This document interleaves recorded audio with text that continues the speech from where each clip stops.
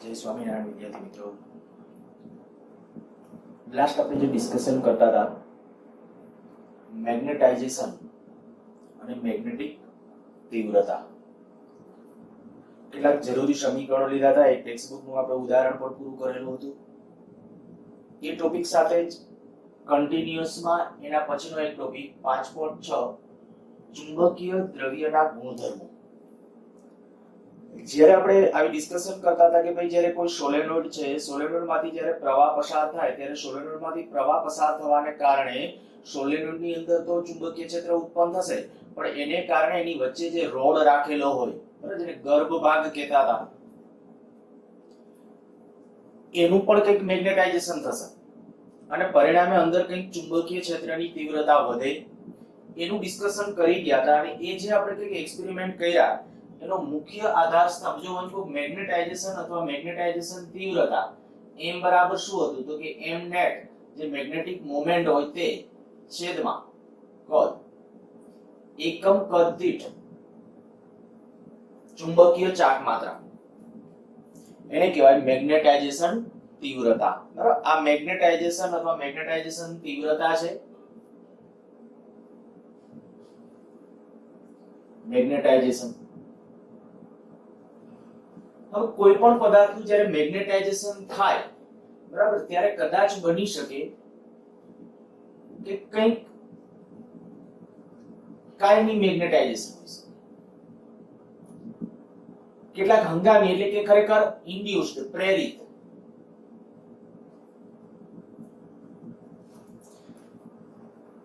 એમનું magnetisation possible ન હોય. જેવું કદાચ તમે એમ કહો કે ભાઈ એને ચુંબકીય ક્ષેત્રની અંદર મૂકો કે એવું કંઈ હોય તો ત્યારે એની અંદર મેગ્નેટાઇઝેશન પ્રેરિત થશે. જે કાયમી ખરેખર તો જેના પરમાણુ પાસે, તે હું આયા વ્યાખ્યાની દ્રષ્ટિએ આયા નહીતર કારણ કે આયા જુદી જુદી બુકો તો તમારા મગજની અંદર છે ને અર્થઘટન જુદું ન બેસે એટલે ખાસ ધ્યાન રાખજો. આયા આપણે ત્રણ પ્રકાર પાડવા જવું છે: ડાયામેગ્નેટિક, પેરામેગ્નેટિક અને ફેરોમેગ્નેટિક.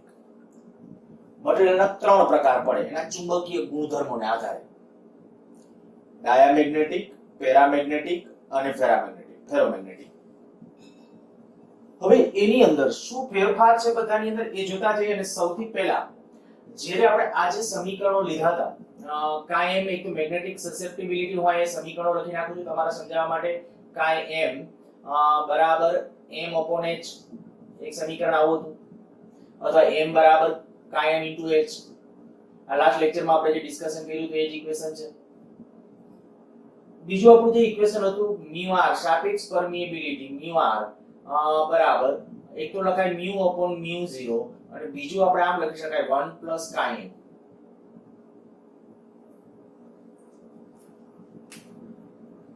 આ ખાસ અગત્યના સમીકરણો મેગ્નેટિઝમને સમજવા માટે અથવા એનો કોન્સેપ્ટને વ્યવસ્થિત ક્લિયર કરવા માટે.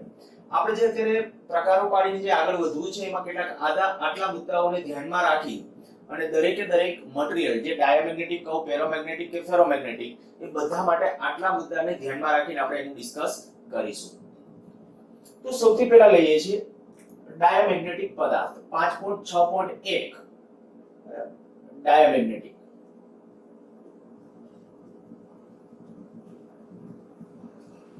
આ ડાયામેગ્નેટિઝમ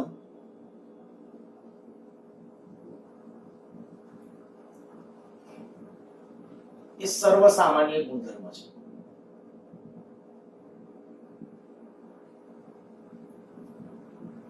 ક્યાંક પૂછાયેલો ક્વેશ્ચન પણ છે, લગભગ નીટમાં જ પ્રશ્ન પૂછાયેલો છે.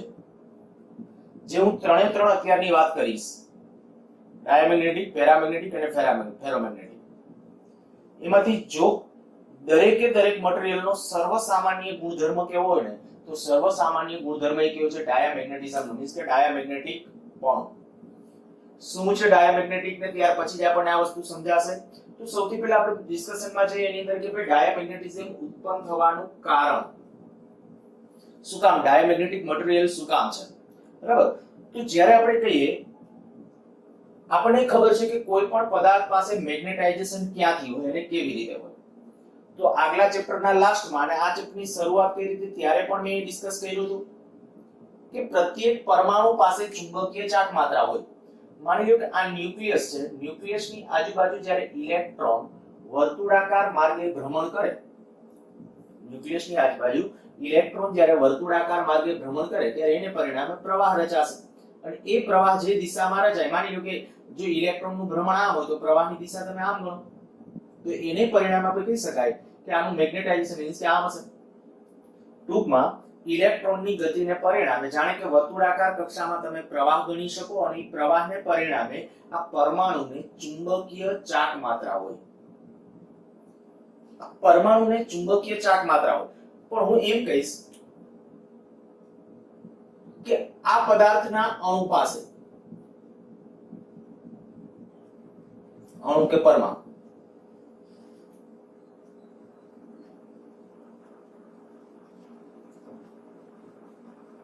કાયમી ચુંબકીય ચાક માત્રા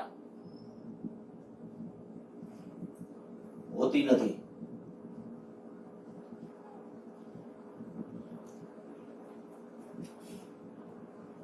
થોડું વિચિત્ર લાગશે કદાચ, પદાર્થના પરમાણુ કે અણુ પાસે કાયમી ચુંબકીય ચાક માત્રા હોતી નથી.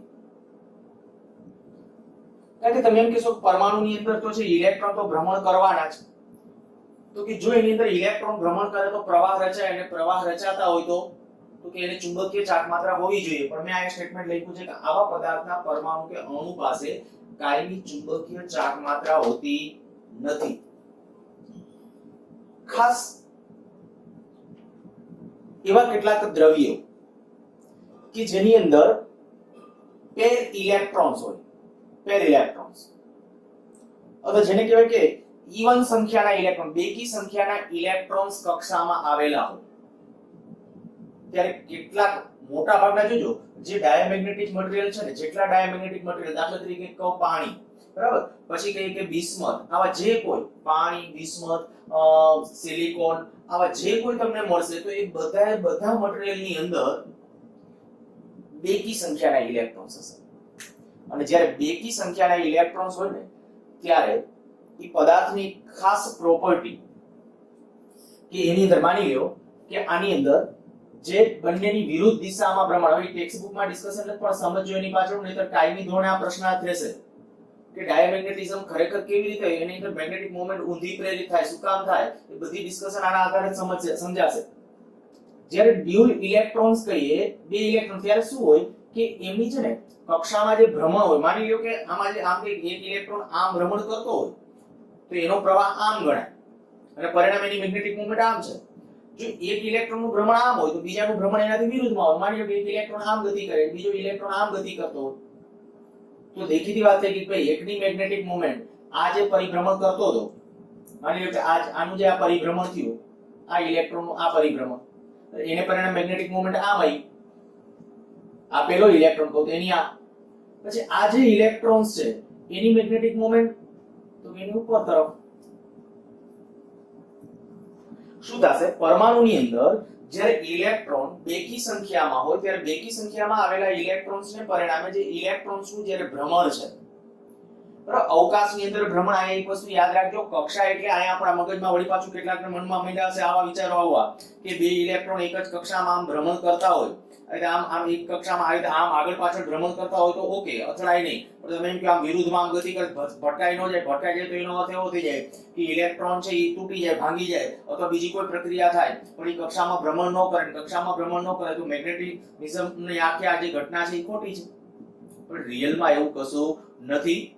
રિયલમાં આપણે જે કહીએ કે ભાઈ ત્રિજ્યાવાળી કક્ષા, આના ત્રિજ્યાવાળી કક્ષા એટલે બની શકે કે ભાઈ એની અંદર જે મેગ્નેટિઝમ, આખા પરમાણુનું તમારે મેગ્નેટાઇઝેશન જોવું જોઈએ. બધા પેરવાળા જેટલા ઇલેક્ટ્રોન ધરાવતા તત્વો હોય એની અંદર બધાની અંદર એવું થતું પણ નથી. એની અંદર બધાની અંદર એનું પરિણામી મેગ્નેટિક મોમેન્ટ 0 નથી, પણ મોટા ભાગનામાં છે જેની અંદર ડ્યુઅલ ઇલેક્ટ્રોન્સ આવેલા છે, ટૂંકા બેકી સંખ્યાના ઇલેક્ટ્રોન્સ છે એની અંદર. મેં કીધું હમણાં સિલિકોન નામ આપ્યું, પાણી છે, તો એ બધા, તો એને બિસ્મથ, એ બધાની અંદર આવી રીતે આ કન્ડિશન છે ને, ઇલેક્ટ્રોન છે, એક ઇલેક્ટ્રોન આમ ભ્રમણ કરે તો બીજો ઇલેક્ટ્રોન આમ ભ્રમણ કરે, એક જ કક્ષા, એટલે કદાચ એવું બની શકે, હું તમને કહું છું એ પ્રમાણે ધ્યાન રાખજો કે ભાઈ અહીંયા આપણા માટે જે અત્યારે આ જગ્યાએ ઇલેક્ટ્રોન એક પરિભ્રમણ કરતો હોય, બીજો કોઈ ઇલેક્ટ્રોન સ્લાઇટલી આમ ચેન્જ રહીને ગતિ કરતો હોય એટલી ત્રિજ્યાવાળી કક્ષામાં, ત્રીજો કોઈ ઇલેક્ટ્રોન આથી આમ ગતિ કરી શકતો હોય એટલી ત્રિજ્યાવાળી કક્ષા, કપ ઇટ ડિપેન્ડ્સ ઇલેક્ટ્રોન કેટલા હોય એના ઉપર. હું ખાલી વળી ત્રીજું ચોથું ને એવું એમ નથી કહેતો, કારણ કે તમને ખબર છે કેમિસ્ટ્રીમાં ભણી ગયા જો 2 8 4 આવી કંઈક ગોઠવણ કરો છો.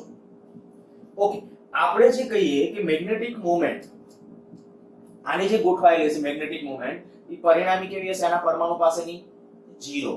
એટલે મેં લખ્યું છે કે આવા પદાર્થના પરમાણુ પાસે કાયમી ચુંબકીય ચાક માત્રા હોતી નથી. અચ્છા, જો આવા પદાર્થના પરમાણુ પાસે કાયમી ચુંબકીય ચાક માત્રા નથી તો આને જ્યારે ચુંબકીય ક્ષેત્રમાં મૂકવામાં આવે, હવે શું થાય? માની લો કે આને હું ચુંબકીય ક્ષેત્રમાં મૂકું, આ દિશાનું આમ ચુંબકીય ક્ષેત્ર છે, આ બાહ્ય ચુંબકીય ક્ષેત્ર કહું, આ દિશામાં એક ચુંબકીય ક્ષેત્ર લાગુ પડ્યું. તો આના પછીના ચેપ્ટર વખતે આપણે એક ટોપિક ભણશું, લેન્ઝનો નિયમ. અત્યારે આપણી સમજની મર્યાદા બહાર છે, પણ ખાલી તમને એટલું એક આટલું કહી દઉં. લેન્ઝનો નિયમ શું કહે છે? તો કે આ દિશામાં જ્યારે ચુંબકીય ક્ષેત્ર તમે લાગુ પાડો ને, કોઈ પણ ગતિ કરતા વિદ્યુત ભાર ઉપર ચુંબકીય ક્ષેત્ર જ્યારે લાગુ પાડો ને, ત્યારે એમાં વિરુદ્ધ દિશામાં ચુંબકીય ક્ષેત્ર ઉત્પન્ન થાય ને એવી દિશાની એની ગતિ વધવી જોઈએ. એવું શું કામ છે? એનું કારણ મેં કીધું નેક્સ્ટ લેક્ચર વખતે, સોરી નેક્સ્ટ ચેપ્ટર ની અંદર. અત્યારે હું ખાલી તમને આમ કહું કે જેવું મેં આ ચુંબકીય ક્ષેત્ર આમ લાગુ પાડ્યું ને એટલે શું થવું જોઈએ? તો કે આમાં ઇલેક્ટ્રોન આની ગતિ કરે છે, ઇલેક્ટ્રોન આની ગતિ કરે છે. આ બાજુની જે ગતિ છે, આ બાજુની જે ઇલેક્ટ્રોન્સની ગતિ છે એને પરિણામે ચુંબકીય ક્ષેત્ર આમ હતું, અને આ બાજુની જે ગતિ છે એને પરિણામે ચુંબકીય ક્ષેત્ર આમ છે.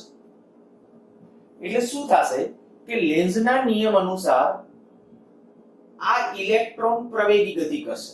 હવે અત્યારે મેં કીધું પ્રવેગી ગતિ હું શું કામ બોલું છું? તો માત્ર એક ખાલી સમજાવવા માટે અત્યારે આટલું કહું કે આ જે ચુંબકીય ક્ષેત્ર લાગુ પાડો ને એટલે લેન્ઝનો નિયમ એવું કહે છે કે ગતિ એવી રીતે થાય કે એના ફેરફારનો વિરોધ કરે. તો એનો અર્થ કે ચુંબકીય ક્ષેત્ર આમ છે ને, તો આની અંદર ઇન્ડ્યુસ્ડ જે કહું છું, ઇન્ડ્યુસ્ડ એટલે કે પ્રેરિત, એ ચુંબકીય ક્ષેત્ર એનાથી વિરુદ્ધમાં મળવું જોઈએ, વધવું જોઈએ, નહીતર બેલેન્સ ન કરી શકે. તો આવા મટીરીયલની અંદર આ બાજુ ચુંબકીય ચાક માત્રા વધવી જોઈએ. હવે આ ક્યારે વધે વિચારો જોઈએ. આ બાજુ ચુંબકીય ક્ષેત્ર ક્યારે વધવાનું? તો કે આ બાજુની ચુંબકીય ચાક માત્રા વધવી જોઈએ. તો આ વધવી જોઈએ. આ ક્યારે વધી શકે? તો કે આ બાજુ ભ્રમણ કરતા જે ઇલેક્ટ્રોન્સ છે ને એની પ્રવેગી ગતિ થાય. જ્યારે આ ધીમે ધીમે દબાતા જાય, આ બાજુની ગતિ છે એના ઉપર બ્રેક લાગે, મીન્સ કે બ્રેક લાગે મીન્સ એનો અર્થ કે ભાઈ એની ગતિને કોઈ ઇફેક્ટ નથી થતી, આનો પ્રવેગ વધવો જોઈએ. ઈ સ્પીડ વધશે એટલે શું? જાજો પ્રવાહ રચાય, જાજો પ્રવાહ રચાય એટલે ચુંબકીય ચાક માત્રા વધે. તો હવે વિચારો જોઈએ કે આ પદાર્થ, જે પદાર્થની વાત કરું છું અત્યારે, જે આ પરમાણુ આપણે ધ્યાનમાં એની અંદર એક ચુંબકીય ચાક માત્રા આ હતી, આમ ઇલેક્ટ્રોનના ભ્રમણને કારણે, અને એક આ ઇલેક્ટ્રોનના ભ્રમણને કારણે આમ હતી. કઈ વધી? આ વધી. તો હવે આના પાસે પરિણામી ચુંબકીય ચાક માત્રા કેમની પ્રેરિત થઈ? નીચે તરફ. એટલે ડાયામેગ્નેટિક મટીરીયલની અંદર જેનું આપણે કહીએ છીએ કાઈ એમ, મેગ્નેટિક સસેપ્ટિબિલિટી કાઈ એમ ઓછું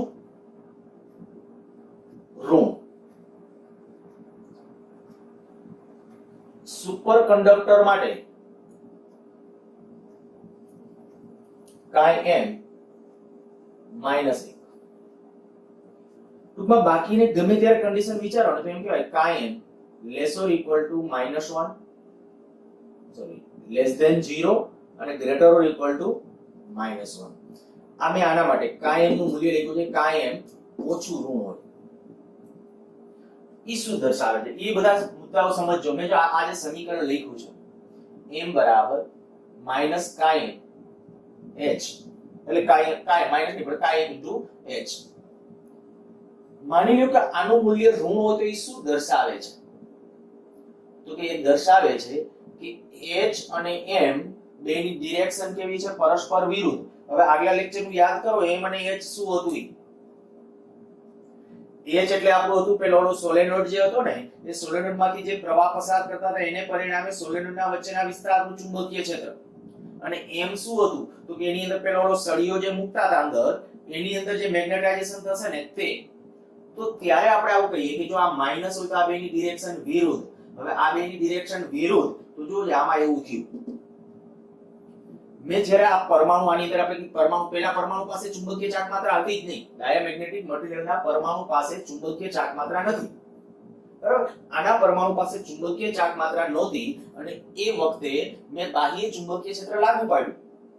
માની લો કે કદાચ સોલેનોઇડ વડે કે એના વડે ચુંબકીય ક્ષેત્ર લાગુ પાડ્યું. તો એ જે ચુંબકીય ક્ષેત્ર આપણે લાગુ પાડ્યું તો આની અંદર પ્રેરિત કેમની થઈ ડાયપોલ મોમેન્ટ?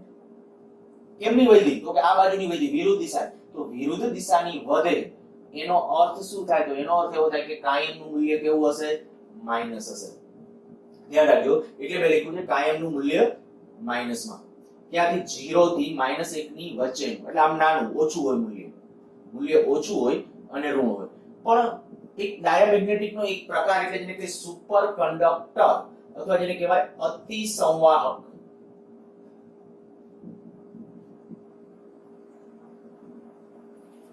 આ અતિસંવાહક માટે કાયમનું મૂલ્ય -1 છે. કાયમનું મૂલ્ય -1 છે. હવે કાયમ -1 કરો એનો અર્થ શું થાય? વિચારો કે m અને h બેના મૂલ્યો સરખા અને દિશા પરસ્પર વિરુદ્ધ થઈ જાય. અને જો m અને h બે સરખા થઈ જાય, દિશા પરસ્પર વિરુદ્ધ થઈ જાય, તો એ જે કોઈ મટીરીયલ હોય ને એ મટીરીયલના અંદરના વિસ્તારનું પરિણામી ચુંબકીય ક્ષેત્ર કેવું થઈ જાય? 0. શું કામ 0 થઈ જાય તમને હવે સમજાઈ જવું જોઈએ. જ્યારે હું તમને કહું, માની લ્યો કે આ એક સળિયો, આ કોઈ સળિયો છે, એને મેં ચુંબકીય આના ઉપર કદાચ વાઇન્ડિંગ કરી નાખ્યું. એ વાઇન્ડિંગ એમાંથી પ્રવાહ જે પસાર કર્યો એને પરિણામે જે ચુંબકીય તીવ્રતા હતી એને h કીધી. જેટલું હું અંદર આમાં કહી કે ભાઈ પ્રવાહ પસાર કરવાને પરિણામે જેટલું ચુંબકીય ક્ષેત્ર અંદર ઉત્પન્ન થયું, બરાબર, ઈ જે ચુંબકીય ક્ષેત્ર ઉત્પન્ન થયું ને એટલું વિરુદ્ધમાં આની અંદર પ્રેરિત થયું. આની અંદર તો આના અંદરના વિસ્તારમાં પરિણામી ચુંબકીય ક્ષેત્ર કેટલું? 0. કેના માટે? સુપર કંડક્ટર માટે. હવે આના અંદરના વિસ્તારમાં પરિણામી ચુંબકીય ક્ષેત્ર 0 એનો અર્થ શું થાય? તો કે એને તમે જ્યારે ચુંબકીય ક્ષેત્રમાં મૂકો ને ત્યારે બધી ચુંબકીય ક્ષેત્ર રેખાઓ છે બહાર ધકેલાઈ જાય. ચુંબકીય ક્ષેત્રમાં મૂકો ત્યારે બધી ચુંબકીય ક્ષેત્ર રેખાઓ છે એમાંથી બહાર તરફ ધકેલાઈ જતી હશે. આ ધ્યાન રાખજો. અમે સુપર કંડક્ટર માટે આ આકૃતિ ડ્રો કરેલી છે. બરાબર? બધી ક્ષેત્ર રેખાઓ છે એ બહાર તરફ ધકેલાઈ જશે. અચ્છા, બાકીના કોઈ મટીરીયલ હોય તો આ માની લ્યો કે ડાયામેગ્નેટિક મટીરીયલનો કોઈ સળિયો છે. ચુંબકીય ક્ષેત્રમાં આપણે એને મૂક્યો, આ ચુંબકીય ક્ષેત્ર હતું. તો એમાં અમુક ચુંબકીય ક્ષેત્ર હશે બાકીના ડાયામેગ્નેટ. સુપર કંડક્ટરમાં અંદર ચુંબકીય ક્ષેત્ર સંપૂર્ણ 0. આમાં B not equal to 0. B equal to 0 ન હોય પણ ઘટી જાય.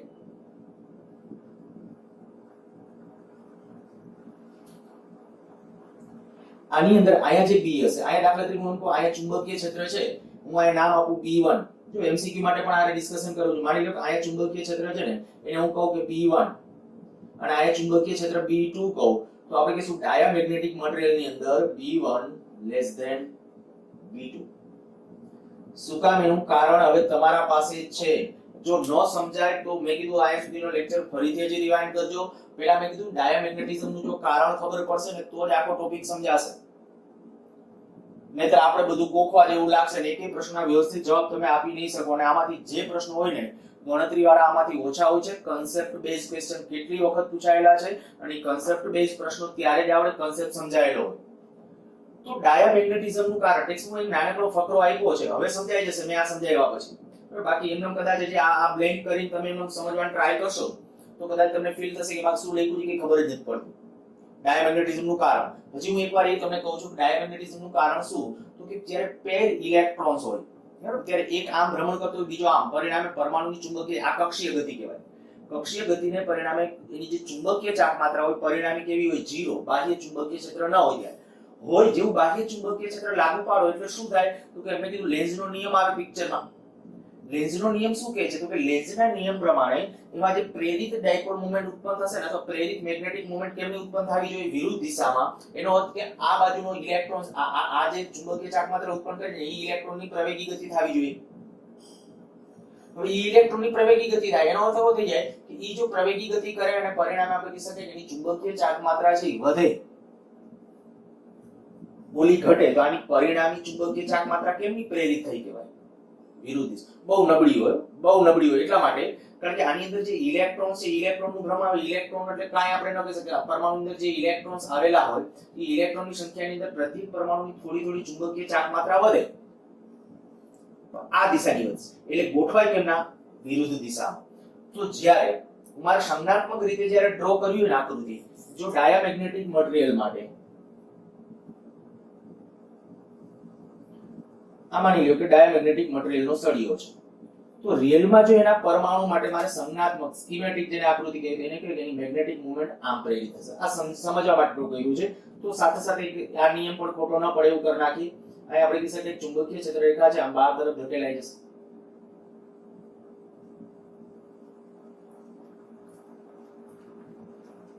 અંદર મેં જે બ્લેક રાઉન્ડ કર્યું છે શેનું છે? એના પરમાણુની બધાની મૂવમેન્ટ કેમની ગોઠવાશે? ઓવરઓલ વિરુદ્ધ દિશામાં, આ દિશા. વળી તમારા મગજમાં પાછો આ વસ્તુ ખાસ ધ્યાન રાખજો, તમને એમ ન થાય કે જો એની મેગ્નેટિક મૂવમેન્ટ આમ આવે, ગાડાની આ ગાડાની મેગ્નેટિક મૂવમેન્ટ આ બાજુ આવે તો મેગ્નેટિક મૂવમેન્ટની દિશા આ થઈ, બાહ્ય ચુંબકીય ક્ષેત્ર ઓલું થયું. બાહ્ય ચુંબકીય ક્ષેત્ર જે ઓલું થયું તો M અને B બે પરસ્પર વિરુદ્ધ દિશામાં થયું. ખરેખર યાદ કરો, હું એમ કહું ટોર્ક ટો બરાબર, આ એક ક્વેશ્ચન તમને પૂછું છું, મને વિચારીને વ્યવસ્થિત રીતે આન્સર આપજો, કમેન્ટ બોક્સમાં છે એ લખજો, અથવા તો એમ કહું કે ભાઈ તમારું વર્ણન છે એ પેજમાં લખી સ્ક્રીનશોટ મને મોકલી આપજો. મારો પ્રશ્ન આ છે, ટોર્ક ટો બરાબર M ક્રોસ B, તો ટોર્ક ટો બરાબર MB sin થીટા. ટોર્ક ક્યારે 0 હોય? તો કે ટોર્ક થીટા બરાબર 0 હોય કા થીટા બરાબર 180 હોય તો. થીટા બરાબર 0 કા તો થીટા બરાબર 180 હોય તો. હવે જેવું આપણે ડાયામેગ્નેટિક મટીરીયલ ને આની અંદર મેં મૂક્યું તો આની અંદર જે ચુંબકીય ચાર્જ માત્રા હમણાંથી વાય સમજાવ્યું એ પ્રમાણે કેમની વિરુદ્ધ દિશામાં પ્રેરિત થશે, તો વિરુદ્ધ દિશામાં આમ પ્રેરિત થઈ, આમ ચુંબકીય ક્ષેત્ર હતું, બાહ્ય ચુંબકીય ક્ષેત્ર, તો આ તો વિરુદ્ધ દિશામાં, તો કહેશો ટોર્ક 0. ચાલો ટોર્ક 0, પણ હું હજી તમને એમ કહું ને કે આ સળિયાને સેજ કદાચ આ બાજુ આમ ચલિત કરીને છોડી દો ને, આ સળિયાને સેજ આમ ચલિત કરીને, તો પણ એ આમ ન ગોઠવાય. યાદ હશે તમને મેં સંતુલન સ્થિતિ સમજાવી હતી, સ્થિર સંતુલન સ્થિતિ, અસ્થિર સંતુલન સ્થિતિ. બરાબર? સ્થિર સંતુલન સ્થિતિ, અસ્થિર સંતુલન સ્થિતિ. જો ગજિયો ચુંબક આમાં મૂકેલો હોય, આ ચુંબકીય ક્ષેત્રમાં ગજિયો ચુંબક હોય તો એનો એ ધ્રુવ આ બાજુ ગોઠવાય, એ ધ્રુવ આ બાજુ, તો એ ધ્રુવ આમ એટલે મેગ્નેટિક મોમેન્ટ આ બાજુ હશે. બે એક જ દિશામાં ગોઠવાય. હવે તમે આમ એ ધ્રુવ દાખલા તરીકે આ બાજુ રાખી જરાક આમ ધક્કો મારો ત્યાં સીધો આમ કે આમ વહી જશે. તો આમાં કેમ એવું નથી થતું એનું માત્ર કારણ ખરેખર તો એક જ વિધાનની અંદર આન્સર છે. બરાબર? એક જ વિધાનની અંદર. પણ હું આન્સર ઇન્ટેન્શનલી નથી કહેતો, તમે કેટલું વિચારો છો એ. જો કે સમયાંતરે ટુકડે ટુકડે બધા લેક્ચરો વખતમાં મેં કોઈ એક લેક્ચર વખતે ડિસ્કશન આવું નથી કીધું પણ આપણે ડાયામેગ્નેટિક લઈને, પણ કારણ સમાવેશ કરી લીધો છે. મેં તમને કહી દીધું છે એવું કારણ, પણ હવે જ્યારે હું પાછો જવાબ આપીશ ત્યારે તમને ખ્યાલ આવશે, ત્યાં સુધી નહીં ખ્યાલ આવે. પણ એની પહેલા મેં કીધું કે મારી ઈચ્છા એવી છે કે તમે આના વિશે કંઈક કમેન્ટ કરો કે એનું કારણ શું છે. સારું, ચાલો. પણ હકીકત આ છે કે જ્યારે આપણે કે ડાયામેગ્નેટિક મટીરીયલ છે અને ચુંબકીય ક્ષેત્રમાં મૂકો ત્યારે મેગ્નેટિક મોમેન્ટ કેમની ગોઠવાશે? એનાથી વિરુદ્ધ દિશામાં. ઓકે, ચાલો. મેગ્નેટિક મોમેન્ટ છે એની આ દિશામાં ગોઠવાય છે. પરિણામે શું થાય? તો કે આના અંદરના વિસ્તારમાં ચુંબકીય ક્ષેત્ર ઘટે.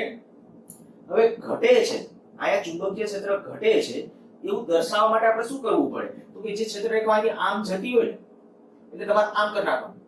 ક્ષેત્ર રેખાઓ પોડી એટલે આ તીવ્રતા ઘટી કહેવાય. બરાબર? એટલે ચુંબકીય ક્ષેત્રમાં મુકતા તેના અંદરના વિસ્તારમાં તીવ્રતા ઘટે.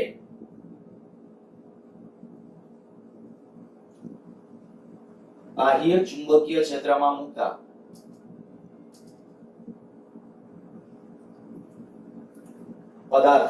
પદાર્થમાં પરિણામી ચુંબકીય ક્ષેત્ર ઘટે. પરિણામી ચુંબકીય ક્ષેત્ર અંદરના વિસ્તારમાં ઘટશે એના કારણની ડિસ્કશન થઈ ગઈ. અચ્છા, સાથે સાથે એમસીક્યુ માં એમાં ઘણી વખત પૂછાય છે એટલે મેં આજે કાયમ કહી દીધું, કાયમનું મૂલ્ય એના માટે આવું છે. સાથે જો હું એવું કરું કે આ 1 પ્લસ કાયમ હું અહીંયા આવું કરું છું, ચાલો 1 એડ કરું. જો અહીંયા 1 એડ કરીએ તો શું થઈ જશે? અહીંયા 1 એડ કરું, અહીંયા 1 એડ કરું, અહીંયા 1 એડ કરું. જો 1 એડ કરીએ તો અહીંયા 0 કાયમ +1. બીજું કઈ નથી કર્યું. 1 અહીંયા એડ કર્યો, અહીંયા એડ કર્યો, અહીંયા. હવે આને બદલે શું લખાય? કાયમ +1 એટલે શું થશે? કાયમ +1 એટલે μr. તો 0 laser equal to μr laser equal to 1. પૂછી શકે તમને કે જોજો ગુજકેટના પ્રશ્નોમાં એમાંય પૂછાય આ બધા કન્સેપ્ચ્યુઅલ કે મેં કીધું આ એક તમને આવડતું હશે ને તો આ આવડશે. તો μr નું મૂલ્ય કેવું હોય? તો કે 0 થી મોટું હોય. 0 કા 0 કેના માટે હશે? ડાયામેગ્નેટિક મટીરીયલ માટે આ કેટલું હશે? ડાયામેગ્નેટિક માટે μr બરાબર 0 થઈ જશે. કારણ કે એના માટે આ -1 છે તો આ મૂલ્ય 1 ઉમેરવાથી કેટલું થઈ જશે? 0. તો ડાયામેગ્નેટિક મટીરીયલ માટે સાપેક્ષ પરમિએબિલિટી નું મૂલ્ય 0, કાઈ m જે છે મેગ્નેટિક સસેપ્ટિબિલિટી એનું મૂલ્ય -1. અચ્છા આથી હજી જો હું આને બદલે આ μr ને બદલે આમ લખું μ/μ0 એટલે આપણે લખ્યું છે μ/μ0 <1 તો શું થશે? μ<μ0. હવે જ્યારે આ તો અત્યારે મેં સિક્વન્સમાં શીખવાડેલું છે એટલે સાવ સહેલું લાગે છે પણ જ્યારે ઓપ્શનમાં આપણે આવનારી પરીક્ષાઓમાં આવશે જ સીધું તમને આમ કહી દીધું કે ભાઈ ડાયામેગ્નેટિક મટીરીયલ માટે નીચે ઓપ્શન આપી દીધું હોય μ mr, μ equal to μr કે greater than equal to આવા ગમે ઓપ્શન આપ્યા હોય તો તમારા મનમાં એકદમ શ્યોર હોવા જોઈએ તમે આ કારણ કે ગોખવાથી જો યાદ રાખશો ને તો ભૂલી જશો. એના કરતા મેં કીધું કે આ કાયમ શું કામ ઋણ છે એનું કારણ મેં તમને સમજાવ્યું કે કાયમ ઋણ હોવાનું કારણ અહીંયા તમને કહી દીધું. મેગ્નેટાઇઝેશન કેવી દિશામાં થાય છે? વિરુદ્ધ દિશામાં. પરિણામે એનું કાયમ મેગ્નેટિક સસેપ્ટિબિલિટી છે એ માઈનસ સાથે હશે. ઓકે તો આપણે એમસીક્યુ માટે જે મેં કીધું કે યાદ રાખવાની વાર્તા છે તો વાત છે તો એક આ પરિસ્થિતિ અને આ સુપર કંડક્ટર માટે કાયમ બરાબર -1 અને μr બરાબર 0. તો તમે કે μr ને બદલે μ/μ0 લખો μ0 આય ગુણાકાર μ0. ઓકે એની પદાર્થ માટે સાપેક્ષ પરમિએબિલિટી કેવી કહેવાય? 0. બીજું મેં સુપર કંડક્ટરની વાત કરી હતી. આ સુપર કંડક્ટરના અંદરના વિસ્તારમાં ચુંબકીય ક્ષેત્ર કેવું હોય? પરિણામી. જો આ સુપર કંડક્ટર મેં તીર કર્યું છે એટલે ધ્યાન રાખજો તમે આકૃતિ ડ્રો કરો ત્યારે તમારી સ્પીચમાં બહુ વ્યવસ્થિત લખજો. અને હું જે મુદ્દા આટલા મુદ્દાના અનુરૂપ જ ડિસ્કશન કરવાનો છું જેટલું છે એટલું. અને ખરેખર જો તમને કદાચ પૂછે ને આમાંથી 100% એટલું કહી શકાય કે ગુજકેટ નીટ કે કોઈ પણ ક્વેશ્ચન આવશે ને તો આના ગાણિતિક ક્વેશ્ચન બહુ છે જ નહીં. હશે આના રિલેટેડ આમાંથી કોઈ પ્રશ્ન છે એ તમને ફેરવીને કે વિધાનને આડાઉ કરીને પૂછશે. હું કેટલાક પ્રશ્નોથી ડિસ્કશન કરી શકું. પહેલું આપણે કારણનું ડિસ્કશન કરી દીધું. બીજું આપણે કીધું કાયમ μr અને μ. કાયમ આની અંદર મેં કીધું ડાયામેગ્નેટિઝમ ની અંદર એક ખાસ ડાયામેગ્નેટિક પદાર્થ એટલે કે સુપર કંડક્ટર જેને અતિ સંવાહક નામ આપ્યું. એમાં માટે અંદરના વિસ્તારમાં ચુંબકીય ક્ષેત્ર 0 અને હા આ અસરનો સ્થાપક મિઝનર હતો. એટલા માટે આ અસરને સુપર કંડક્ટરના અંદરના વિસ્તારમાં ચુંબકીય ક્ષેત્ર 0 થવાની ઘટના ઈ મિઝનર ઘણી વખત બોલે છે મિશનર. તો એના ઉપરથી આ હકીકતને મિશનર અસર તરીકે પણ ઓળખવામાં આવે છે. મિશનર અસર એટલે શું? તો કે સુપર કંડક્ટરના અંદરના વિસ્તારમાં ચુંબકીય ક્ષેત્ર શૂન્ય થવાની ઘટના. શું કામ શૂન્ય થાય છે? તો એનું રીઝન હવે તમારા પાસે છે કે ભાઈ બાહ્ય ચુંબકીય ક્ષેત્ર જેટલું લાગુ પાડો એટલું જો વિરુદ્ધ દિશામાં પ્રેરિત થઈ જાય તો અંદર પરિણામી ચુંબકીય ક્ષેત્ર કેવું થઈ જાય? 0. એ હકીકત સૌપ્રથમ મિશનર નામના વૈજ્ઞાનિકે એના ઉપરથી એને મિશનર ઇફેક્ટ તરીકે ઓળખવામાં આવતી હોય છે. તો સારું 2 માર્ક માટે આવો ક્વેશ્ચન ખાલી પૂછી શકે. મિશનર અસર એટલે શું સમજાવો? તો આટલા મુદ્દા આવી જાવ છે. સુપર કંડક્ટર એના માટે કાયમ μr નું જે અતિસંવાહી અને ચુંબકીય ક્ષેત્રમાં મૂકો ત્યારે શું થાય? તો કે આ પ્રેરિત થશે વિરુદ્ધમાં પરિણામે અંદર 0. આ હકીકતને કહેવાય મિશનર અસર. તો ટેક્સ્ટમાં ખાલી એક નાનકડા ફકરાની અંદર આપ્યું છે. મિશનર જે લાસ્ટ ફકરો છે ડાયામેગ્નેટિઝમનો તો એ ફકરો છે એ મિશનર અસર તરીકે છે. ઓકે આપણે પાછા આપણા મુદ્દાઓના સંદર્ભમાં ચર્ચા કરીએ છીએ. મેં કીધું ડાયામેગ્નેટિઝમ એ સર્વસામાન્ય ગુણધર્મ છે. કોઈ પણ મટીરીયલ હોય ને એના પરમાણુની અંદર એના ઇલેક્ટ્રોન ને બધા જે અંદર ગતિ કારણ કે તમે એટલું તો તમે સમજી શકો કે ભાઈ પહેલી કક્ષામાં પેરમાં ઇલેક્ટ્રોન છેલ્લી કક્ષામાં કદાચ પેર નથી. માની લો કે કોઈ પાણી છે તો પાણીની અંદર આપણે કે H2O બરાબર તો 18 ઇલેક્ટ્રોન થશે ને બરાબર 18 ઇલેક્ટ્રોન્સ. જો H2O એટલે H ના 2 અને O ના 8 H2O ઓકે, તો એ જે આપણા પાસે કયા કે ભાઈ એમાં બાહ્યતમ કક્ષામાં બે કી આવ્યા, અંદરની કક્ષામાં તો પેલા તમને ખબર છે 2 8 તો બે કી છે ઓલરેડી. અંદરની કક્ષામાં તો કોઈ પણ મટીરીયલ હશે, કોઈ પણ મટીરીયલ હશે તો અંદરની કક્ષામાં કેવા ઇલેક્ટ્રોન્સ હશે, બે કી ડ્યુઅલની અંદર હશે. અને તો એમ કહી શકાય કે ભાઈ એમાં એવું બનવાનું જ કે એક ઇલેક્ટ્રોનની જે ભ્રમણ કક્ષાને પરિણામે જે મેગ્નેટિક મોમેન્ટ છે એ બીજો ઇલેક્ટ્રોન છે એ કંઈક નાબૂદ કરતો હોય, પણ ઓવરઓલ આખા પરમાણુની નાબૂદ ન થતી હોય. એટલે આખા પરમાણુ આપણે જેમાં ભણશું પેરા અને ફેરોમેગ્નેટિક, તો એની અંદર ખાસ એ ઉલ્લેખ કરશું કે ભાઈ પેરો અને ફેરોમેગ્નેટિક મટીરીયલની અંદર છે એની ચુંબકીય ચાર્જ માત્રા 0 નથી.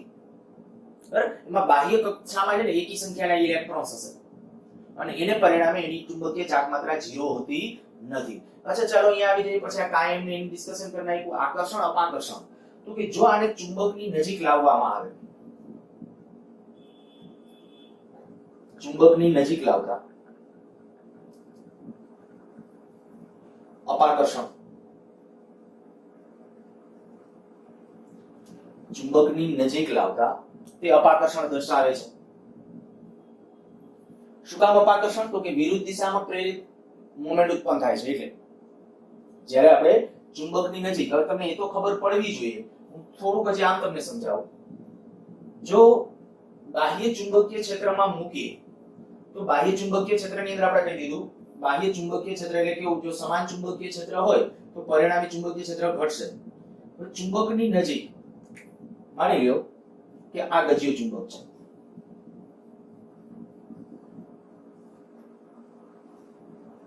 આ એન ધ્રુવ, આ એસ ધ્રુવ. હવે અહીંયા જે એની આજુબાજુ જે ચુંબકીય ક્ષેત્ર હશે તમને ખબર જ છે કે આમ અસમાન હશે, મોટા બંધ ગાળા આમ રહેશે. બરાબર, આટલું દોર્યું નથી પણ ખાલી મારે તમને એવું કહેવું છે કે આ ચુંબકીય ક્ષેત્ર કેવું હશે, અસમાન. અચ્છા, હવે માની લ્યો કે એમાં ડાયામેગ્નેટિક મટીરીયલનો ટુકડો આવ્યો, આ ડાયામેગ્નેટિક મટીરીયલનો ટુકડો કેમની મોમેન્ટ પ્રેરિત થશે? મોમેન્ટ કેમની પ્રેરિત થશે? તો કે બાહ્ય ચુંબકીય ક્ષેત્ર આમ છે ને, ચુંબકીય ક્ષેત્ર આમ છે તો આની અંદર મોમેન્ટ જે પ્રેરિત થશે ને એ આ બાજુ થશે, વિરુદ્ધ દિશા. ડાયામેગ્નેટિક મટીરીયલને તમે આમ મૂકો તો આવું થશે. આનો ઇનડાયરેક્ટલી અર્થ શું થાય? ઇનડાયરેક્ટલી અર્થ શું થાય તમે વિચારો જોઈએ કે આની અંદર આમ મેગ્નેટિક મોમેન્ટ છે કે હું આ બાજુથી જો, આ બાજુથી જો તો આ કયો ધ્રુવ હશે, એન ધ્રુવ કે એસ ધ્રુવ? તો કે આવી રીતે આમ જ મને પ્રવાહ વિષમ ઘડી દેખાય અને પરિણામ આ કહેવાય એન ધ્રુવ. આ એન ધ્રુવ તરીકે બિહેવિયર આપશે, આ એસ ધ્રુવ તરીકે બિહેવિયર આપશે. હવે એન વચ્ચે કેવું બળ લાગે? અપાકર્ષી બળ. એન અને એસ વચ્ચે આકર્ષી, પણ અપાકર્ષી બળ પ્રબળ હશે. પરિણામે આપણે કહી શકાય કે જો ચુંબકના ધ્રુવની નજીક આને ડાયામેગ્નેટિક મટીરીયલને લાવવામાં આવે તો એના પાસે કેવું બળ લાગે છે? અપાકર્ષણ. ખાલી ગોખવા ખાતર ગોખશો તો પછી કોઈ દિવસ પાછા સાચા આન્સરો મેં કીધું તમને મેળવવા મુશ્કેલ પડશે કે ફેરવિલ ક્વેશ્ચન પૂછશે તો. આ એક ખાસ બધી વસ્તુઓ કે ચુંબકની નજીક લાવતા શું કામ અપાકર્ષણ? તો કે બસ આયા આપણે કીધું અંદર પ્રેરિત છે ડાયપોલ મોમેન્ટ વિરુદ્ધ દિશામાં આ બાજુ એન ધ્રુવ આવશે, એન વચ્ચે કેવું બળ લાગે? અપાકર્ષણ. એન અને એસ વચ્ચે આકર્ષણ બળ. આના ઉપરથી બીજો નિષ્કર્ષ પણ કહું કે જો અસમાન ચુંબકીય ક્ષેત્રની અંદર ડાયામેગ્નેટિક મટીરીયલ મૂકવામાં આવે તો ડાયામેગ્નેટિક મટીરીયલ કેમનાથી કેમના ગતિ કરે છે? વધુ પ્રબળથી, આ બાજુ પ્રબળ ક્ષેત્ર છે આમ જાવ ઘટતું જાય છે, વધુ પ્રબળથી ઓછા આની ગતિ આમ થવાની. તો આપણે કહી શકાય કે ચુંબકની નજીક લાવતા અપાકર્ષણ બળ અને અસમાન ચુંબકીય ક્ષેત્રમાં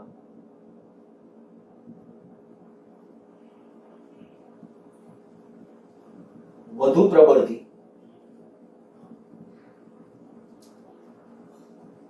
ઓછા પ્રબળ ક્ષેત્ર તરફ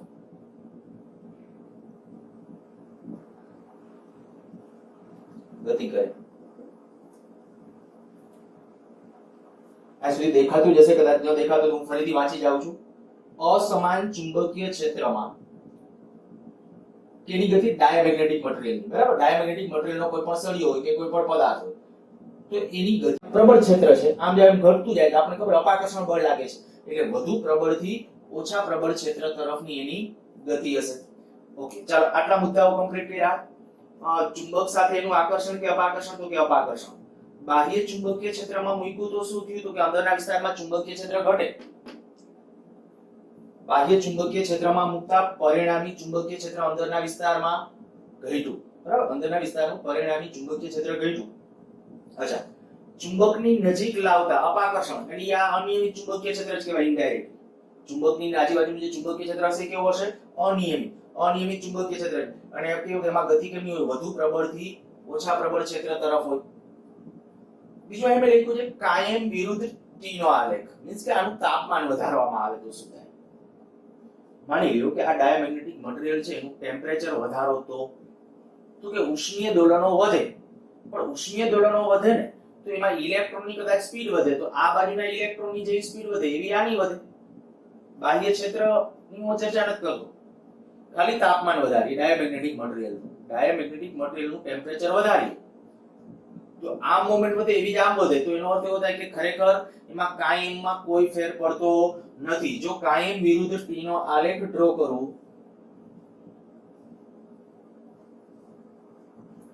આ કાયમ, આ તાપમાનનો ટી છે, બરાબર, આ ટી એટલે તાપમાન માટે, તો એનો આલેખ કંઈક આવો મળે. જે મટીરીયલ હશે એને અનુરૂપ સુપર કંડક્ટર હશે તો એક્ઝેક્ટ -1. અહીં આપણે કાયમનું મૂલ્ય માઈનસમાં હશે એટલે આ નીચે તરફ લીધું છે મેં, બરાબર. સુપર કંડક્ટર માટે આ મૂલ્ય કેટલું હશે? -1 જેટલું. પણ સુપર કંડક્ટર હોય તો અધરવાઇઝ આપણે કહી શકાય કે લેસમાં -1 કરતા નાનું એવું ગમે એ મૂલ્ય એના માટે હશે. પછી B વિરુદ્ધ H નો આલેખ. આને જ્યારે તમે ચુંબકીય ક્ષેત્રમાં મૂકી અને મેગ્નેટાઇઝેશન કરવાનો ટ્રાય કરો,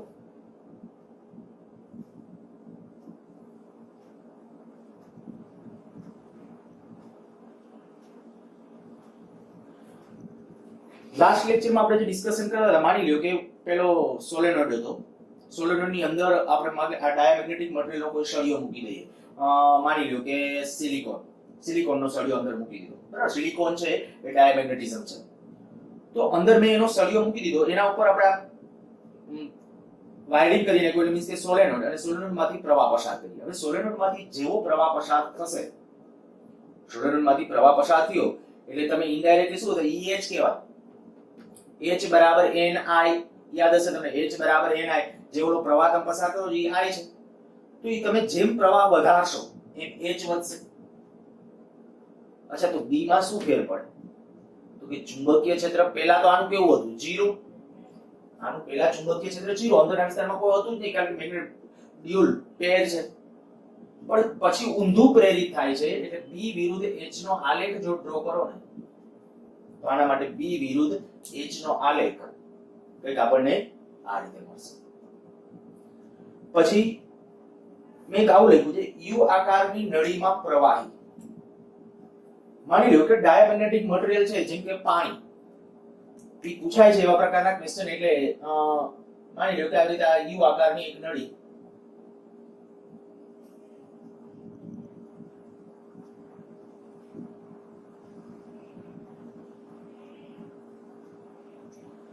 આમાં છે ને આપણે માની લઈએ કે ભાઈ ડાયામેગ્નેટિક પ્રવાહી ભરેલું છે, કોઈ પ્રવાહી સ્વરૂપમાં, જો તો જ ખબર પડે. ડાયામેગ્નેટિક પ્રવાહી કોઈ ભરેલું છે. હવે જેવું આની અંદર ડાયામેગ્નેટિક પ્રવાહી ભરેલું હોય અને એ સ્થિતિ વખતે જો હું અહીંયા કોઈ એક ભુજ પાસે ચુંબકીય ક્ષેત્ર લાગુ કરું અને કાંઈ ચુંબકનો N ધ્રુવ લઈ આવું, આ બાજુ S ધ્રુવ, તો ચુંબકીય ક્ષેત્ર કેમનું ક્રિએટ થશે? આમ થશે, N થી S તરફ. તો ચુંબકીય ક્ષેત્રમાં આ ડાયામેગ્નેટિક મટીરીયલ આકર્ષણ દર્શાવે કે અપાકર્ષણ? તો હમણાં કીધું કે ચુંબકીય ક્ષેત્રની અંદર કેવું હોય? અપાકર્ષણ. જો અપાકર્ષણ આવે ને તો આવું થાય કે આમાં પ્રવાહી છે નીચે ઉતરશે, જ્યારે આ ભુજમાં પ્રવાહી ઉપર ચડશે. ધ્યાન રાખજો કે કન્ડિશન જે થઈ જશે એ આવી. બસ, તો આના રિલેટેડ પ્રવાહી ઉપર ચડશે કે નીચે ઉતરશે કે એવા પ્રશ્નો માટે ખાસ, જો ડાયામેગ્નેટિક મટીરીયલ છે તો આ પેરામાન ફેરામાં ઊંધું થશે, ફેરામાં ઊંધું થશે. અચ્છા, આવી જ રીતે કંઈક એક બીજી જગ્યાએ આના ઉપરથી જે કેવો ક્વેશ્ચન પૂછ્યો તો, માની લ્યો કે આ એક પાત્ર છે,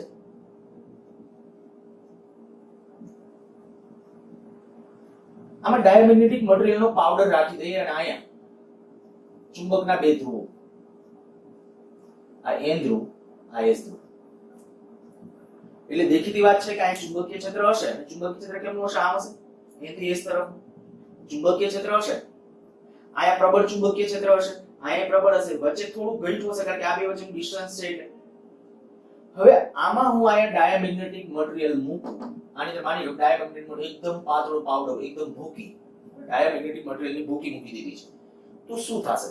તો કે જો વચ્ચે સારો એવો ગેપ હશે ને તો અહીંયા તો અપાકર્ષણ બળ લાગે, અપાકર્ષણ બળ લાગવાને પરિણામ શું થશે કે આવી કન્ડિશન થઈ જશે.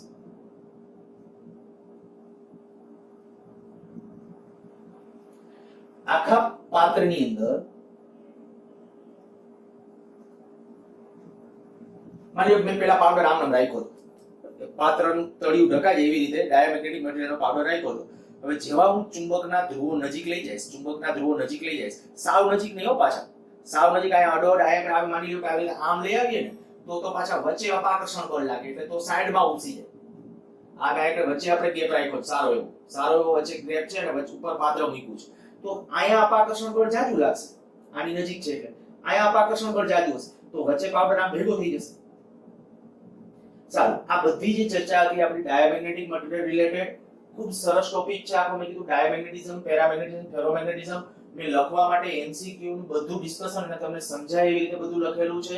માની લો કે તમને આમાંથી કોઈ પણ પ્રશ્ન 2 માર્ક માટે કેવી રીતે પૂછે કે ડાયામેગ્નેટિઝમ વિશે નોંધ લખો, તો હું તમને કહું જો તમે આટલા મુદ્દાને ધ્યાનમાં રાખીને બધું યાદ રાખવાનું ટ્રાય કરશો ને તો 100% પૂરેપૂરું સાચું હશે તમારું.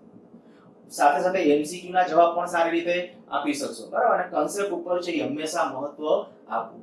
આગળ વધીએ અને એની અંદર પેરામેગ્નેટિઝમ મટીરીયલનો બીજો પ્રકાર પેરામેગ્નેટિક.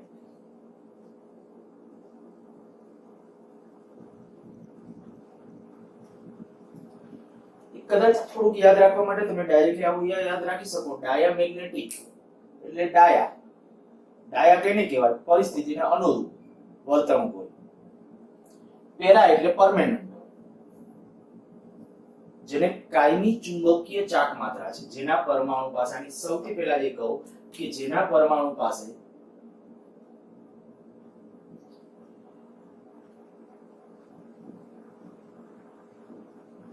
કાયમી ચુંબકીય ચાક માત્રા હોય. પદાર્થ પાસે ચુંબકીય ચાક માત્રા હોવી જરૂરી નથી, પરમાણુ પાસે, બરાબર? પદાર્થ પાસે અથવા પદાર્થની કુલ ચુંબકીય ચાક માત્રા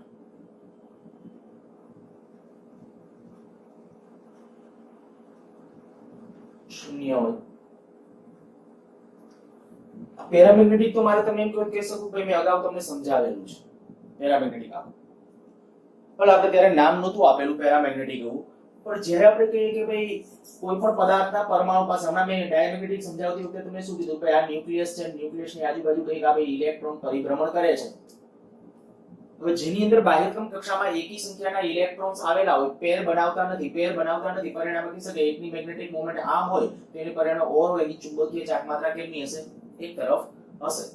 પણ માની લો કે આમાં કઈ ઇલેક્ટ્રોનની જે પરિભ્રમણ થયું એને પરિણામે પ્રવાહ આમ, એટલે ઇલેક્ટ્રોનની ગતિ આમ હશે તો પ્રવાહ આ રચાણો આમ, તો એની ચુંબકીય ચાક માત્રા આમ હશે. આ ચુંબકીય ચાક માત્રા મ્યુ કહે તો મ્યુ, એ ચુંબકીય ચાક માત્રા આવી. હવે ચુંબકીય ચાક માત્રા આમ છે, કેમની પ્રેરિત થઈ કહેવાય? આ પરમાણુ પાસે, તો કે પરમાણુ પાસે પ્રેરિત નહીં, પરમાણુમાં તો કાયમી છે, જેના પરમાણુ પાસે કાયમી ચુંબકીય ચાક માત્રા છે. પણ આ એક પરમાણુની, હવે એવી રીતે જો હું એમ કહું આખો આ પદાર્થ છે માની લો, તો આમાં આ પરમાણુની આ બાજુએ છે, આ બીજા પરમાણુની, આ ત્રીજા પરમાણુની, એટલે બધા પરમાણુની ટોટલ ચુંબકીય ચાક માત્રા છે એ બધાનો ટૂંકમાં સદિશ સરવાળો કરો ને તો પરિણામે એનો સરવાળો કેવો થશે? 0. એટલે આના માટે હું કહું કે ટોટલ m નેટ બરાબર 0. પરમાણુ પાસે ચુંબકીય ચાક માત્રા છે પણ પદાર્થની ચુંબકીય ચાક માત્રા કેવી?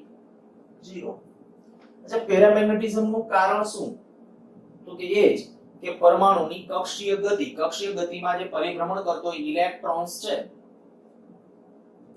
કક્ષીય ગતિ કરતો ઇલેક્ટ્રોન, એને પરિણામે એના પાસે ચુંબકત્વ છે, મેગ્નેટિઝમ છે. વ્યાખ્યા એટલી, કારણ કે વ્યાખ્યા જેનું કારણ છે, જેના પરમાણુ પાસે કાયમી ચુંબકીય ચાક માત્રા હોય તો પરમાણુ પાસે ચુંબકીય ચાક માત્રા છે, એ જ એનું કારણ છે. શું કામ પરમાણુ પાસે ચુંબકીય ચાક માત્રા? તો પ્રત્યેક પરમાણુની અંદર જે બહારની કક્ષામાં કહેવાય એકી સંખ્યાના ઇલેક્ટ્રોન્સ, પરિણામે એના પરમાણુ પાસે કાયમી ચુંબકીય ચાર્જ માત્રા છે, પદાર્થ પાસે ચુંબકીય ચાર્જ માત્રા હોતી નથી. અચ્છા, કાયમનું મૂલ્ય તો કે ઓછું ધન, કાયમ ઓછું ધન 0 થી મોટું હોય, અને હું લખું છું લેસ ધેન એપ્સાઇલોન, જ્યાં એપ્સાઇલોન એ નાનો ધન અચળાંક છે. આ એપ્સાઇલોન શું છે? નાનો ધન અચળાંક. આવું લખવાનું માત્ર રીઝન ટેક્સ્ટ બુકમાં લખ્યું છે. એપ્સાઇલોન નો કેવું તમે ખાલી એમને રાખો, 1 કરતા નાનો એવો આનું મૂલ્ય છે, 1 કરતા નાનો એવો એક ધન અચળાંક છે. ટૂંકમાં કાયમ ધન હોય. હવે કાયમ ધન છે તો એનો અર્થ એવો થાય કે એમ ને એચ બે એક જ દિશામાં છે. અને દેખીતી વાત થઈ ગઈ કે જેવું આપણે બાહ્ય ચુંબકીય, માની લો કે હું અહીંથી બાહ્ય ચુંબકીય ક્ષેત્ર આમ લાગુ પાડું, બાહ્ય ચુંબકીય ક્ષેત્ર આ બાજુ લાગુ પાડશો એટલે અંદર આમાં ચુંબકીય મેગ્નેટિક મોમેન્ટ પ્રેરિત થશે. એટલે સોરી મેગ્નેટિક મોમેન્ટ છે, પણ જે ઓલી અસ્તવ્યસ્ત અને જે ઉષ્મીય દોલનોને કારણે હોય ને, ઉષ્મીય દોલનોને કારણે એ બધી અસ્તવ્યસ્ત જે આમ આડાઅવળી દોલનો, કારણ કે આપણને તો ખબર જ છે આ બધા પરમાણુ આવી રીતે આમ શું આમ સ્થિર હોય તો કે ના, પોતે પોતાના તાપમાન અનુસાર ઉષ્મીય દોલનો કરતા ગયા. બધા પરમાણુ અંદર ઉષ્મીય દોલનો એટલે ખરેખર એની અંદર આપણે કે આ બધાની મેગ્નેટિક મોમેન્ટ આવી આમ વાઇબ્રેટ થતી જ હોય, સતત પોતાના મધ્યમાન સ્થાનની આસપાસ છે એ વાઇબ્રેટ થાય છે, કારણ ઉષ્મીય દોલન. હવે જેવું ચુંબકીય ક્ષેત્ર લાગુ પાડો ને એટલે તરત જ એના ઉપર આમ ટોર્ક લાગશે, આ બધા પરમાણુ પર આમ ટોર્ક લાગશે, અને પછી આપણે બધા એક દિશામાં ગોઠવવાનો પ્રયત્ન થાય. હવે એક દિશામાં ગોઠવવાનો જ્યારે પ્રયત્ન થાય એટલે આપણે કીધું m અને h ધન, પહેલા હું એનું ડિસ્કશન પૂરું કરી નાખું. હવે બે બાજુ 1 1 ઉમેરું, માની લો કે 0 સોરી 1 ઉમેરીએ છીએ, 1 ઉમેરે તો 1 કાયમ +1 એપ્સિલોન +1, આના બરાબર μ r સાપેક્ષ પરમિએબિલિટી μ r 1 એપ્સિલોન +1. તો μ r નું મૂલ્ય કેટલું હોય? 1 કરતા મોટું અને 2 કરતા નાનું, પણ એપ્સિલોન નું મૂલ્ય છે 1 કરતા ઓછું હોય. વળી જો આને બદલે μ/μ0 લખું લેસ ધેન 1, તો આના ઉપરથી કહી શકો μ0 લેસ ધેન μ. ડાયામેગ્નેટિક માટે ઊંધું આવ્યું હતું, ડાયામેગ્નેટિક માટે આનાથી ઉલટું હતું. જોઈ લેજો, જે એવું લાગે તો જે હમણાં જે 5 મિનિટ થઈ છે. બરાબર, તો અહીંયા જે આપણે ડિસ્કશન કર્યું μ0 લેસ ધેન μ, તો આ μr μ0 આ બધા કોઈ પણ કન્સેપ્ટ એમસીક્યુ માટે તમને પૂછી શકે એ ધ્યાન રાખો ને. એક આ, બીજું આ, અને એક આ. અચ્છા, કારણનું ડિસ્કશન કર્યું, આ ડિસ્કશન કર્યું. આકર્ષણ કે અપાકર્ષણ મીન્સ કે ચુંબકીય ક્ષેત્રમાં મૂકો અથવા ગજિયા ચુંબકની અંદર તો શું થવાનું છે? તો પહેલી વસ્તુ તો આ કે આને હું જ્યારે બાહ્ય ચુંબકીય ક્ષેત્ર મૂકો એટલે શું થાય? ચુંબકીય ડાયપોલો બધી એક દિશામાં ગોઠવવાનો ટ્રાય થશે. તો બાહ્ય ચુંબકીય ક્ષેત્રમાં મૂકતા હું એનું ડિસ્કશન કરી નાખું છું. જ્યારે આ દાખલા તરીકે આપણો ફેરોમેગ્નેટિક મટીરીયલનો સળિયો, જેવું તમે બાહ્ય ચુંબકીય ક્ષેત્રમાં મૂકશો ને, આ ચુંબકીય ક્ષેત્ર માની લો કે આ દિશામાં છે અને ચુંબકીય ક્ષેત્ર આ દિશામાં છે, ત્યારે એ વખતે અંદર જે પરમાણુ હશે એની મેગ્નેટિક મોમેન્ટ આમ જ ગોઠવાશે. ડાયામેગ્નેટિકમાં ઊંધી ગોઠવાતી હતી. આમાં ટોર્ક લાગશે. હું એક ક્વેશ્ચન તમને પૂછ્યો હતો, બરાબર? ટોર્ક લાગે છતાંય કેમ આમ ન થાય? આમાં હું કહું છું ટોર્ક લાગશે ને આ બાજુ ગોઠવાશે. હવે આ બાજુ જ્યારે ટોર્ક લાગવાને પરિણામે આ ડાયપોલ જે ગોઠવાની ઈ ડાયપોલ આ બધા પરમાણુ જો આ બાજુ ગોઠવે તો આ બાજુ કયો ધ્રુવ ક્રિએટ થશે? n ધ્રુવ, આ બાજુ s. તો આની અંદર ચુંબકીય ક્ષેત્ર વધશે ઘટશે? વધશે. જો ચુંબકીય ક્ષેત્ર વધે ને તો એને દર્શાવવા માટે સંજ્ઞા શું કરી શકાય? તો કે નામ બતાવો.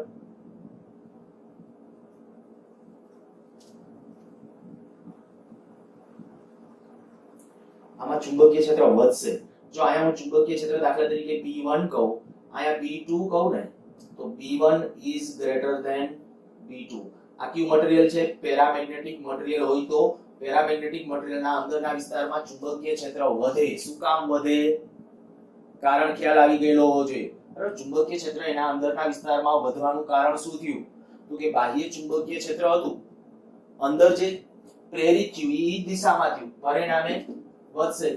તો અંદર ચુંબકીય ક્ષેત્ર વધ્યું. ઓકે, એક આ. પણ જો અનિયમિત ચુંબકીય, આ આપણે કહીએ નિયમિત સમાન ચુંબકીય ક્ષેત્રમાં આપણે મૂક્યું, ચુંબકીય ક્ષેત્રમાં શું થાય એની વાત કરી. એટલે કીધું બાહ્ય ચુંબકીય એટલે પણ આ સમાન ચુંબકીય.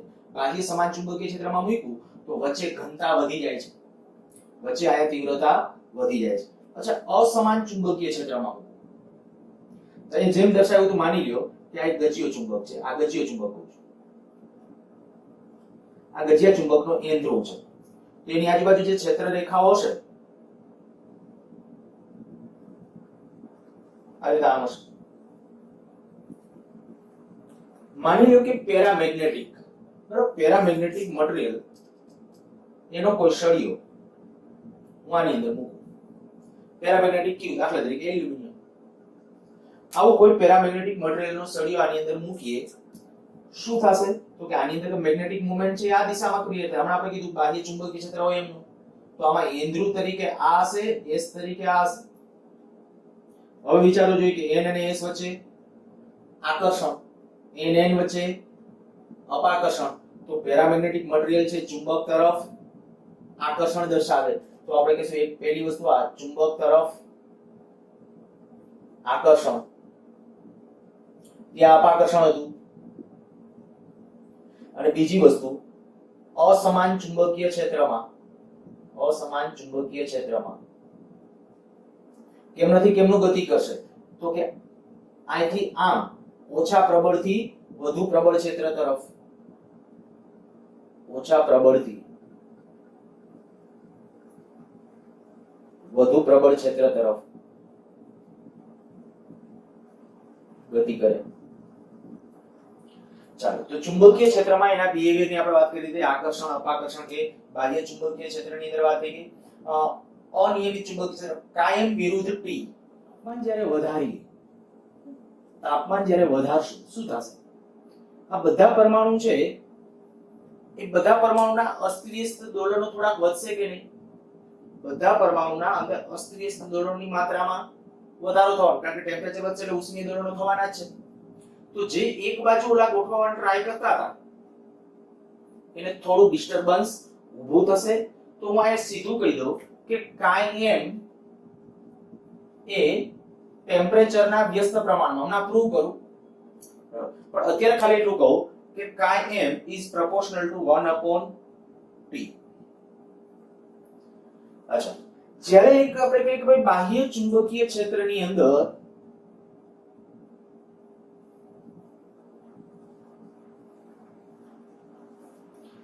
માની કે બાહ્ય ચુંબકીય ક્ષેત્ર આપણું આ છે, જ્યારે એની અંદર આપણા પેરામેગ્નેટિક મટીરીયલ મૂક્યું ત્યારે ચુંબકીય ક્ષેત્ર અહીંયા કીધી એ પ્રમાણે અંદરથી જવાની ટ્રાય કરશે, અંદર ચુંબકીય ક્ષેત્ર ઘનતા વધશે. પણ આની માટે હું તમને એમ કહું કે હું તમને બે પરિસ્થિતિ આપું. માની લો કે આ બાહ્ય ચુંબકીય ક્ષેત્ર જેને B0 કહો, આની અંદર જે પેલા ઓલા બધા પરમાણુ જે આ બાજુ ગોઠવાવાના છે, બરાબર, આ ગોઠવાવાના છે અંદર પરમાણુ આ બાજુ બધા એક્ઝેક્ટલી આમ હોય નહીં, કારણ કે ઓલા ઉષ્મીય દોલનને કારણે ઠેકડા મારતા હોય. હું તમને એમ પૂછું કે આનું જે મેગ્નેટાઇઝ અંદર જે ઓલું ચુંબકીય ચાર્જ માત્રા પ્રેરિત થવી એને કહેવાય મેગ્નેટાઇઝેશન. મેગ્નેટાઇઝેશન m એ B ઉપર કેવી રીતે આધાર રાખે? B0 ઉપર. મને કયો જોઈએ? તો B0 તમે વધારશો, જેમ બાહ્ય ચુંબકીય ક્ષેત્ર વધશે B0 જેમ વધશે, B0 વધશે એમ ચુંબકીય તીવ્રતા આની આ મેગ્નેટાઇઝેશન છે વધશે ઘટશે? તો આપણે કહી શકાય વધશે. અને જો વધે તો હું આમ લખું is proportional to B0 ના સમચલનમાં છે. અચ્છા, સાથે ટેમ્પરેચર કહું, B0 નો વધારો અને ટેમ્પરેચર વધારો તો શું થાય? તો ઘટશે. શું કામ? તો કે ટેમ્પરેચર વધે ને એટલે મંડે આ આડા આવડી ઠેકડા મારવા, અંદરના પરમાણુ જે છે એના મેગ્નેટિક મોમેન્ટ છે મનસે અસ્તવ્યસ્ત, તો ટેમ્પરેચરના વ્યસ્ત ચલનમાં. સમજાઈ ગયું? સાતમાં મેં શું કર્યું છે? m is proportional to B0/T. B0 એટલે કે આ બાહ્ય ચુંબકીય ક્ષેત્ર છે, એ T એટલે તાપમાન. અચ્છા, આ ચલનની નિશાની દૂર કરી અચળાંક મૂકું, ત્યાં અચળાંકને કહું છું C B0/T, જ્યાં C ને ક્યુરી અચળાંક,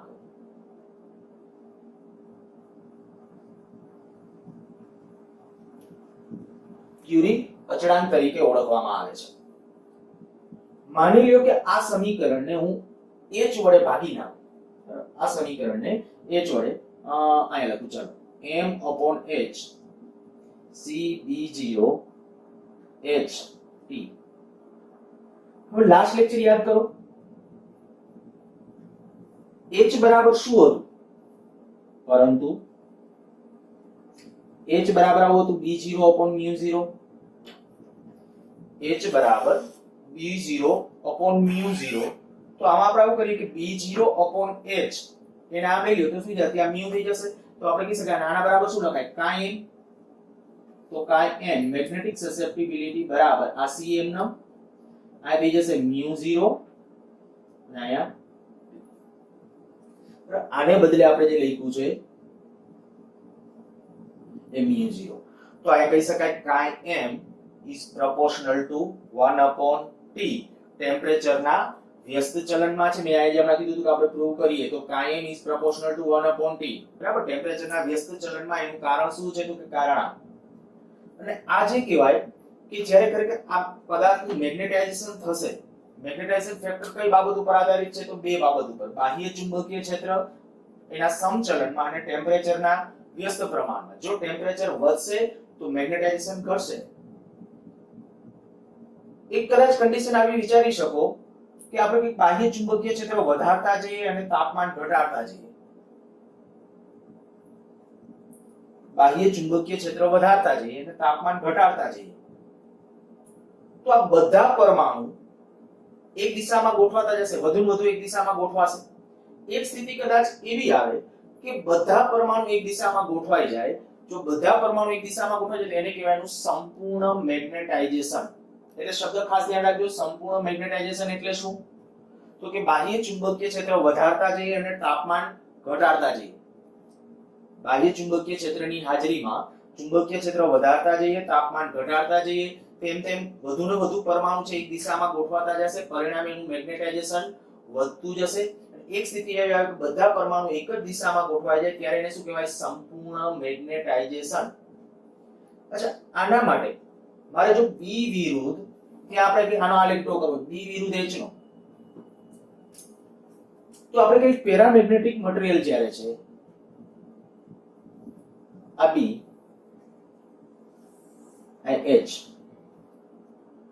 H0 માની લો કે મેં સોલેનોઇડની વચ્ચે રાખ્યો તો પેલા અસ્તવ્યસ્ત થશે બધું તો પરિણામ પેલા ચુંબકીય ક્ષેત્ર 0 પણ હવે જે હું બાહ્ય ચુંબકીય ક્ષેત્ર વધારતો જાઉં છું તો આપણે કહી શકાય કે ભાઈ આની અંદર છે એના બધા પરમાણુ વધુ વધુ એક દિશામાં ગોઠવાતા જશે એક દિશામાં વધુ ગોઠવાતા જશે હા એક સ્થિતિ પછી એવી છે પછી આગળ જતા છે આલેખ કામ થઈ જાય આગળ જતા આલેખ છે એ કામ થઈ જશે એક કન્ડિશન કરતા તમે આગળ જ્યારે ચુંબકીય ક્ષેત્ર લાગુ અથવા બાહ્ય ચુંબકીય ક્ષેત્ર લાગુ કરવાની ટ્રાય કરશો તો પછી એનું મેગ્નેટાઇઝેશન થતું હતું એટલે પછી ચુંબકીય ક્ષેત્ર વધતું નથી આ બી કયો છે અંદર જે પ્રેરિત થશે એ પરિણામ એ જે આપણે દર્શાવેલો છે એ છે તો આ બી વિરુદ્ધ h નો આલેખ થયો અચ્છા યુ આકારની નળીમાં આ એક મેં તમને આજે કીધું હતું ત્યારે એક આ વસ્તુ ખાસ ભારપૂર્વક કહી દઈએ કે ભાઈ ચુંબક તરફ આકર્ષણ પણ ઓછું આકર્ષણ પ્રબળ આકર્ષણ ચુંબક તરફ ઓછું આકર્ષણ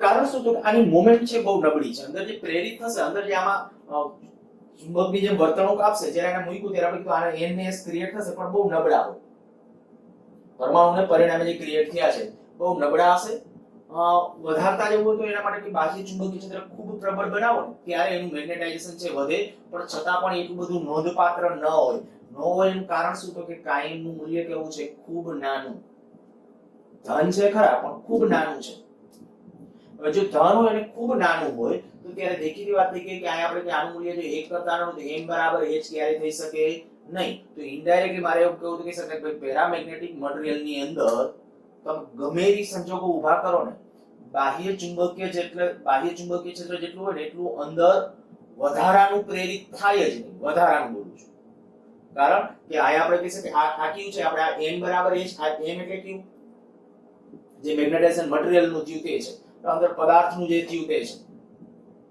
અને આ h કયું છે બહારનું જે છે તે છે તો બહારનું આપણે વધારતા જઈએ છે આ આપણે કીધું આનું મૂલ્ય આ બે ક્યારે એકસરખા થવાના જ નથી એકસરખા નથી થવાના એનો અર્થ કે અંદર જે મેગ્નેટાઇઝેશન વધારાનું જે થયું એ કોઈ દિવસ બાહ્ય ચુંબકીય ક્ષેત્ર જેટલું હોઈ શકે નહીં એટલે પ્રમાણમાં આનું મેગ્નેટાઇઝેશન કેવું છે ખૂબ નબળું છે આનો ખાસ એવો ઉપયોગ અત્યારે આપણે કોઈ પેરામેગ્નેટિક મટીરીયલનો ઉપયોગ આના માટે એમ કે વિશિષ્ટ પ્રકારના હા ડાયામેગ્નેટિકનો ઉપયોગ એ તમને ત્યારે ડિસ્કસ કરતા રહી ગયો તમને કહી દઉં કે ભાઈ અત્યારે જે સુપર ફાસ્ટ ટ્રેનો છે બધી બરાબર તો સુપર ફાસ્ટ ટ્રેનની અંદર શું હોય તમને કદાચ ખ્યાલ હશે કે સિદ્ધાંતમાં વાંચ્યું પણ હશે કે એના જે સ્પેશિયલ પ્રકારના જે ટ્રેક છે અને એના જે વ્હીલ છે ને એ ડાયમેગ્નેટિક મટીરીયલ એના કોમ્બિનેશનથી તૈયાર કરેલા હોય. એટલે જેવી ટ્રેન ચાલુ કરવાની હોય ને એટલે તરત જ સ્લાઇટલી એના વ્હીલ ઊંચા થાય. ઊંચા થવાનું કારણ અપાકર્ષણ. ડાયમેગ્નેટિક મટીરીયલ ચુંબક સાથે કેવો ગુણધર્મ ધરાવે? અપાકર્ષણ. તો એની અંદર છે ને એક ખાસ પ્રકારે જ્યારે કોઈ પ્રવાહ પસાર કરો એટલે એક ચુંબક તરીકે વર્તન કરે એવા ચુંબકો ક્રિએટ થાય. એને આપણે ફેરોમેગ્નેટિક માં નામ આપીશું. પણ એક જે છે ને આ માની લો ડાયમેગ્નેટિક મટીરીયલ નો સળિયો છે, બરાબર? આ કાયમી ચુંબક ન હોય. આ જે છે માની લ્યો કે હંગામી, જેને આપણે કહીએ કે કામ ચલાવ ચુંબક, ઈ શું હોય? આમાંથી કરંટ પસાર કરો ત્યારે ચુંબક હોય. તો એમાં શું કરવામાં આવે? આ દાખલા તરીકે માની લ્યો કે આ ટ્રેન છે, આ પાટા છે, આ ડાયમેગ્નેટિક મટીરીયલ છે, અને આ જે મેં કીધું કે ફેરોમેગ્નેટિક મટીરીયલ છે. આ ફેરોમેગ્નેટિક આના ઉપર અત્યારે આપણે આ છે. જેવો આમાંથી તમે પ્રવાહ પસાર કરશો એટલે તરત ચુંબક તરીકે વર્તે. ચુંબક અને ડાયમેગ્નેટિક મટીરીયલ વચ્ચે કેવું બળ લાગે? અપાકર્ષણ. તો અપાકર્ષણ બળ લાગે એટલે સીધું ઉંચકાઈ જશે. જરાક અપાકર્ષણને કારણે આખી ટ્રેન છે જ ઉંચકાઈ જશે. એના વ્હીલ થોડા ઉંચકાઈ જશે અને પરિણામે કહી શકે કે ઘર્ષણ ઘટે, અને ઘર્ષણ ઘટે અને પરિણામે કે મોટી સ્પીડ છે ઈ ટ્રેનો છે ઈ પ્રાપ્ત કરી શકે. તો ઈ ડાયમેગ્નેટિક મટીરીયલનો આપણે ઉપયોગ કરીને જે સુપરફાસ્ટ ટ્રેનો છે એની અંદર આપણે કહીએ કે ભાઈ એ પ્રકારનો સિદ્ધાંત છે. સારું, ચલો જે અહીં આપણે જે ડિસ્કશનમાં છે, યુ આકારની નળીમાં જ્યારે પ્રવાહી આ ભરવામાં આવે તો શું થાય?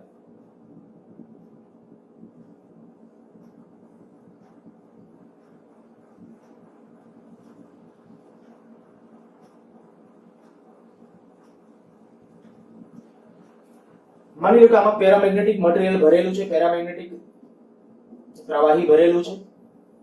જ્યારે આપણે આવું કરીએ કે એક ભુજમાં ચુંબકીય ક્ષેત્ર લાગુ કરવામાં આવે, એન ધ્રુવ છે, માની લો કે આ એસ ધ્રુવ. તો ચુંબકીય ક્ષેત્રને પરિણામે આ જેવું ચુંબકીય ક્ષેત્ર લાગુ પાડશો એટલે તરત જ આપણે કહીએ કે આકર્ષણ બળનો ગુણધર્મ પરિણામે આ ભુજમાં પ્રવાહી ઉપર થોડું ઉપર ચડશે, જાજુ નહીં પણ થોડું ઉપર ચડશે, અને પ્રવાહી ઉપર ચડશે જ્યારે આમાં પ્રવાહી નીચે ઉતરશે. એ તમારા શબ્દોમાં લખજો, પણ આમાં પ્રવાહી ઉપર, આમાં પ્રવાહી નીચે ઉતરશે. અને સેમ વસ્તુ જે મેં હમણાં કીધું હતું એને પણ તમે સમજાવી શકો. કોઈ પાત્ર છે, દાખલા તરીકે ડાયમેગ્નેટિકમાં મેં કીધું હતું કે કોઈ પાત્ર લઈ અને નીચે ચુંબકના ધ્રુવો રાખો તો આકર્ષણ બળનો ગુણધર્મ દર્શાવે. તો શું થાય? તો કે માની લો કે આપણું આ પાત્ર છે, આ આપણો ચુંબકનો એક એન ધ્રુવ, આ ચુંબકનો એસ ધ્રુવ, આ એસ, બરાબર? માની લો કે આની સાથે સંપર્કમાં રહે એવી રીતે આપણે મૂકેલ છે. તો આ આકર્ષણ બળ દર્શાવે એટલે આવી કન્ડિશન થઈ જશે.